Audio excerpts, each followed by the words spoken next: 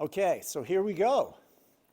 We talked about logic, the art and science of reasoning to discover truth. But it gets formal. And it's what we do in this class, and it's what you'll be able to see where cultures are not doing it. That's not how what's going on with these groups. Nobody's giving you an argument for why transgenderism is true. So when we think about formal logic, what it is it's known as deductive logic. It comes from mathematics. It goes all the way back to the Egyptians, comes through Aristotle, and that's how Western culture was born, was through this whole idea of philosophy, which is nothing more than deductive reasoning. Where it came from with the Egyptians was, you ever wonder when you see those pyramids, how the heck did they figure out to put them like that so it wouldn't fall down? I mean, it's not like vertical walls. These things are on top of each other at angles. Well, in math, if you people who know math, you know right triangles, and you understand vector math, right? If you put some on a right triangle in this surface, you can get forces that will act on each other and actually provide strengths. It's the same thing with roof systems. So they developed math and angles, and they came up with 180 degrees in a triangle, and they took this where they said, if angle A equals this and B equals this, then C equals that. That's a deductive argument using axioms. Plato and Socrates and Aristotle grabbed this and said, well, why can't we do this with thinking? Why can't we have symbols and letters and go if this, then that? That's how we got it.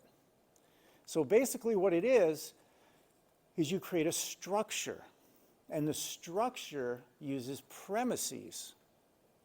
Think of those as, like in math, the angles in a triangle. They're simple little statements.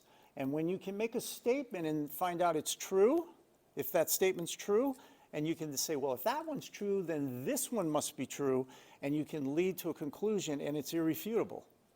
People will ignore it, but the fact is it's still true.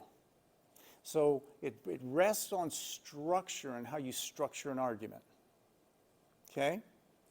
All a premise is a statement that can be demonstrated to be true. Okay? So let's try one. Brian is wearing red shoes. Is that true? Okay. Red is a bright color. Is that true? That's relative. Ah. Some shades of red are bright colors. Ah, see what I did? So I can take the premise and say it in a way that will be true now. Therefore, some shoes of the right shade of red are bright color. The conclusion follows from the premises. So I can make a premise everybody agrees with. I can then have a second premise that follows, and I can make a conclusion, and you can't argue it because the conclusion always follows. You guys with me? This is how you show God exists. We've got 13 of them. We go through them in this class. So every premise, it's key, has to stand on its own, and it has to be in a sequence of premises so that you can move from truth to a conclusion. Guys okay? Premise 1, that light bulb. Premise 2, if premise N, whatever it is, works, then click, I've got a conclusion I can draw. We can do this all night, all night. And this is why all of us are confused when someone says,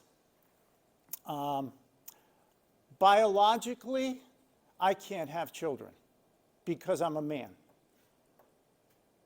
Okay, biologically, doesn't have a uterus, doesn't have sexual organs, can't have a baby.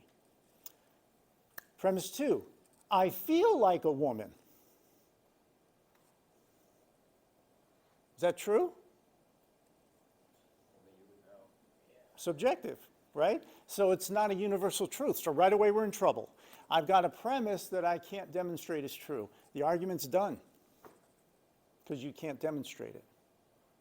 But then how do you deal with people who want to base all of Well, Relative truth. step one, Truth, you don't. truth. You don't. Step one is you learn deductive logic. Learn it. So you can catch people when they're failing. You can catch them. So the first thing you do is ask them, is that a universal truth you said? Do all men feel like women? No, we know that's not true. Oh, so you're saying you feel like a woman, which is contrary to, I'm a man, I don't feel like a woman. So we don't have a truth here that's true for everyone, it's just for you. So we have to understand how this works, okay? So the beauty of deductive logic is that the conclusion will always follow with 100% certainty, 100%, if the premises are true. You cannot fail with your conclusion. Tonight we're going to talk about, I'll give you one in advance, how we know for sure God exists, just based on a deductive argument. All things that begin to exist have a cause. Anything that begins to exist can't begin on its own. It has to have a cause that brought it into existence. So is that premise true? You guys okay? The universe began to exist. Conclusion is what? Universe has a cause. All right, so now we know you can't argue that if those two premises are true. Let them argue if you want. It's deductive logic. So now the question is, if it has a cause, it can't be inside the universe because nothing can cause itself. So whatever causes the universe has to be outside the universe. See what I mean? We can get there very simple with logic, and it's not about winning an argument. It's about looking at this and getting excited for the existence of Jesus Christ. Because it's real. It's real. So, the conclusion in a deductive argument must be true if the premises that support the conclusion are true. Jesus did this all the time. When he heals somebody on the Sabbath, first thing the Pharisees said is what? Why, and what did they accuse him of? Yeah, or son of the devil, right? And Jesus would hit him with a deductive reasoning. He would sit there and go, if your ox falls in a ditch on the Sabbath, shouldn't you take out the ox because it's in the ditch? Right? And they look at him, they didn't answer him.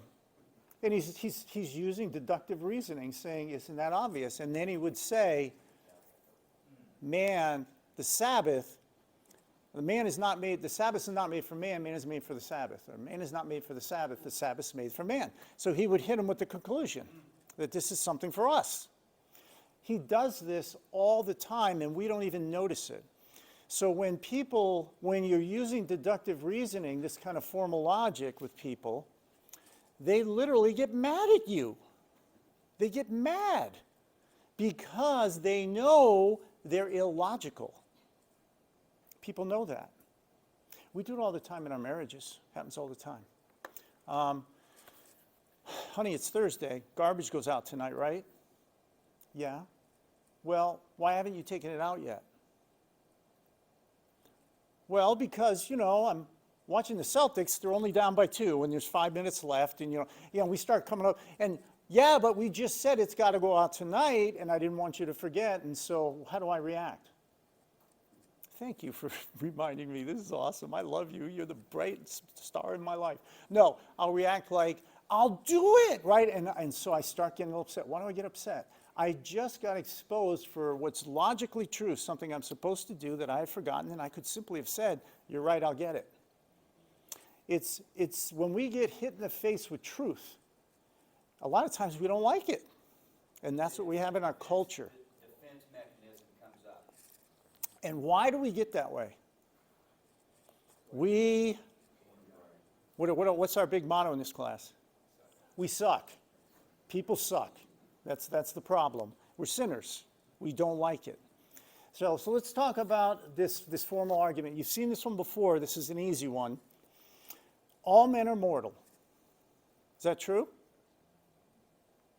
Socrates is a man. What's the conclusion?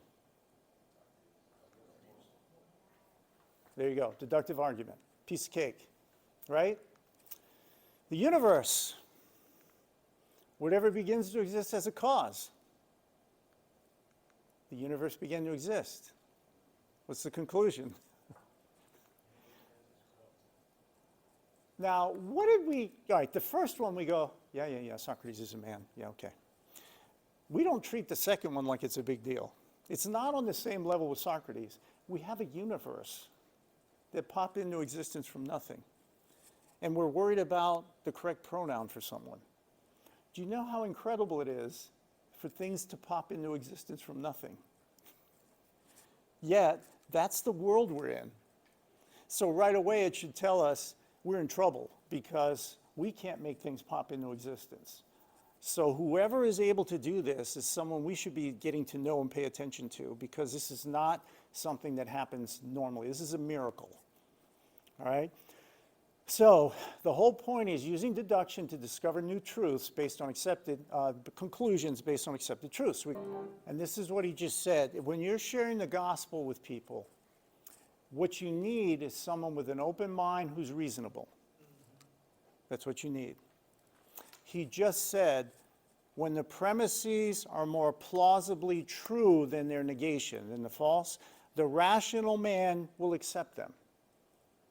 So what happens is when we had that class on worldviews, we don't see with our eyes, we see through our eyes. People are going to not like a premise because it doesn't match their worldview. They'll be against it, even though it's rational. Follow me? When Jesus makes all these promises to us, John 17:3, when he says that, and this is eternal life, that they may know you, the one true God, and Jesus Christ, whom you've sent, right? This ties with this, because he created this.